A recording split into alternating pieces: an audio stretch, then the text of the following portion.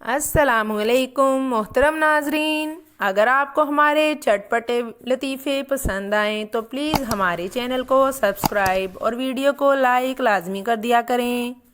ان چٹپٹے سمجھ کے کھا نہ جائو۔ کہتے ہیں کہ بدو کسی شہری کا مہمان ہوا، میزبان نے ایک مرغی ذبح کی۔ جب دسترخواں بچھ گیا تو سب آ گئے۔ مہمان کے گھر میں کل 6 افراد موجود تھے، 2 میاں بیوی، 2 ان کے بیٹے اور 2 بیٹیاں۔ میزبان نے بدو کا مذاق اڑانے کا فیصلہ کر لیا۔ میزبان، آپ ہمارے گھر مہمان ہیں، کھانا آپ تقسیم کریں۔ بدو، مجھے اس کا کوئی تجربہ نہیں، لیکن اگر آپ کا اصرار ہے تو کوئی بات نہیں، لائیے میں ہی تقسیم کر دیتا ہوں۔ بدو نے یہ کہہ کر مرغی اپنے سامنے رکھی اور اس کا سر کاٹا اور میزبان کی طرف بڑھاتے ہوئے کہا، آپ گھر کے سربراہ ہیں، لہٰذا مرغی کا سر ایک سربراہ کو ہی زیب دیتا ہے۔ اس کے بعد مرغی کا پچھلا حصہ کاٹا اور کہا، یہ گھر کی بیگم کے لیے۔ پھر مرغی کے دونوں بازو کاٹے اور کہا، بیٹے اپنے باپ کے بازو ہوتے ہیں، پس بازو بیٹوں کے لیے۔ بدو نے بیٹیوں کی طرف دیکھا اور کہا، بیٹیاں کسی بھی خاندان کے وقار کی بنیاد ہوتی ہیں اور سارے خاندان کی عزت ان کے وقار پر کھڑی ہوتی ہے۔ یہ کہہ کر مرغی کے دونوں پاؤں کاٹے اور میزبان کی بیٹیوں کو پیش کر دیے اور پھر مسکرا کر کہنے لگا، جو باقی بچ گیا وہ مہمان کے لیے۔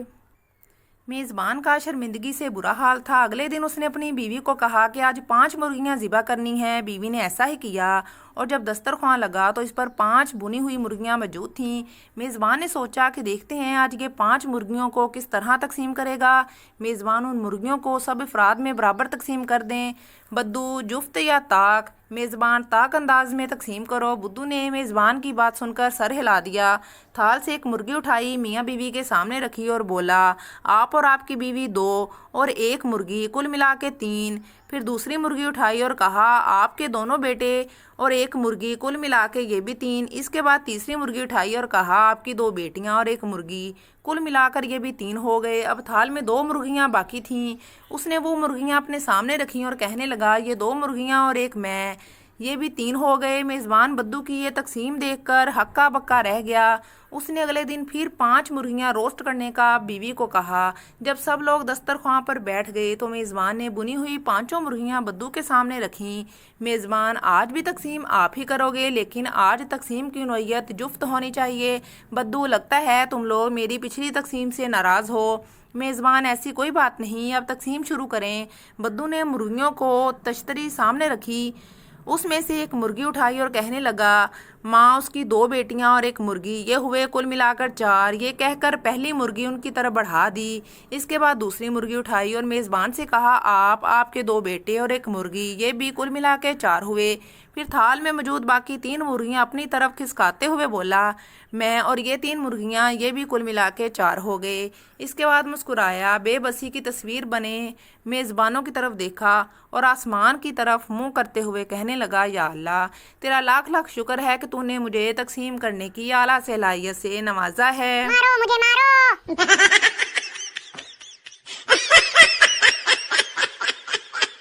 اور مرتے وقت اپنی بیوی سے، سکینہ، وہ جو تمہاری الماری سے سونے کا سیٹ چوری ہوا تھا میں نے ہی چرایا تھا۔ بیوی روتے ہوئے، اب ایسی باتیں نہ کریں۔ شوہر، اور جو تمہارے بھائی نے 1 لاکھ روپیہ تمہارے پاس ضمانت رکھوائے تھے وہ بھی میں نے ہی چرائے تھے۔ بیوی روتے ہوئے، اب بس بھی کریں آپ شوہر، اور جو تمہاری کمیٹی کے پیسے تھے وہ بھی میں نے ہی چرائے۔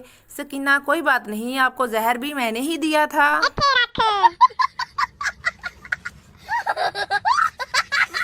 رات کمرے کا لاک خراب ہو گیا۔ بیوی نے ٹارچ لی اور مجھے ساتھ لے کر ٹھیک کرنے لگی۔ بیوی نے ٹارچ مجھے تھمائی اور خود لاک کھولنے میں مصروف ہو گئی۔ خاصی دیر گزر گئی لیکن لاک تھا کہ کھلنے کا نام ہی لے رہا تھا۔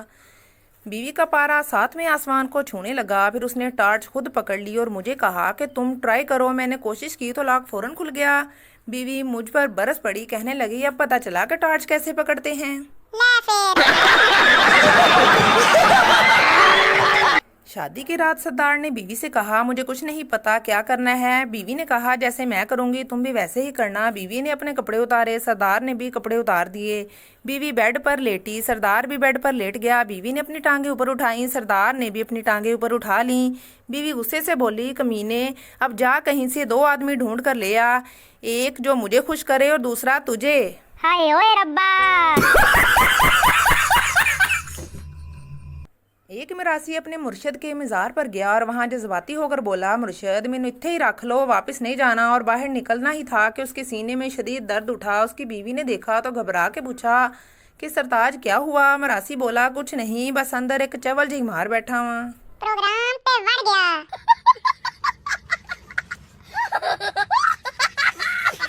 شیخ مرتے وقت میری بیوی کہاں ہے؟ بیوی میں یہاں ہوں آپ کے پاس۔ شیخ میرے بیٹے بیٹیاں کہاں ہیں؟ سارے یک زبان ہو کر ہم آپ کے پاس ہی ہیں ابو جان۔ شیخ تو پھر ساتھ والے کمرے کا پنکھا کیوں چل رہا ہے؟ او تیری خیر۔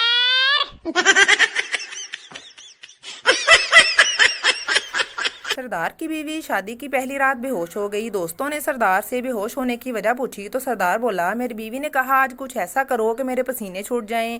میں اٹھا اور پنکھا بند کر کے سو گیا۔ سالی گرمی سے بے ہوش ہو گئی۔ ایتھے رکھ۔ کسٹمر، اگر میں آج چیک جمع کرواتا ہوں تو کتنی دن میں چیک کلیئر ہو جائے گا؟ بینکر، سر 3 دن تو لگ جائیں گے۔ کسٹمر، دونوں بینک آمنے سامنے ہیں، پھر بھی اتنے دن کیوں لگیں گے؟ بینکر، سیٹھ صاحب طریقہ کار تو پورا کرنا ہوتا ہے نا۔ سوچیں اگر آپ قبرستان کے سامنے مرتے ہیں تو آپ کو پہلے گھر لے جائیں گے یا پھر وہی دفنا دیں گے؟ کسٹمر، لکھ دی لعنت تیری مثال تے۔ Oh my god! سردار کا دوست، یہ تم مٹی میں کیا ڈھونڈ رہے ہو؟ سردار، ابا نے کہا ہے کہ تم نے میرا نام مٹی میں ملا دیا ہے، بس وہی ڈھونڈ رہا ہوں۔ مارو مجھے مارو۔